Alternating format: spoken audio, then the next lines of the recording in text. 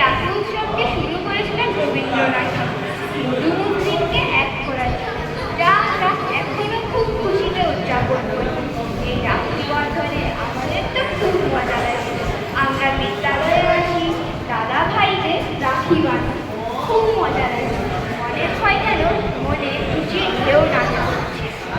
রাখি উৎসবও হয়, যে উৎসবে আমরা সবাই ভাগ নিই, নানান ধরনের নাচ করি, গান গাই, আবৃত্তি করি, যাতে আমরা সবাই খুব খুশি হয়ে এই কাজটা করি। এতে আমাদের মনে কোনো দুঃখ নেই, আমরা সবাই খুবই খুশি থাকি। রোদ যখন ওঠে, যখন চারিদিকে হাসি খিলখিল করে, তখন আমরা একটা থালাতে চন্দন সিঁদুর প্রদীপ দিই, ভাইদের কপালে ফোঁটা দিয়ে হাতে রাখি বেঁধে দিই।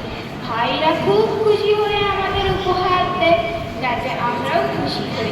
ও এরপর আমরা আসি বিদ্যালয়তে, যেখানে আমরা মাস্টার মশাইদের হাতে রাখি বাঁধি, নানান ধরনের দাদা দিদিদের হাতে আমরা রাখি বাঁধি। নমস্কার।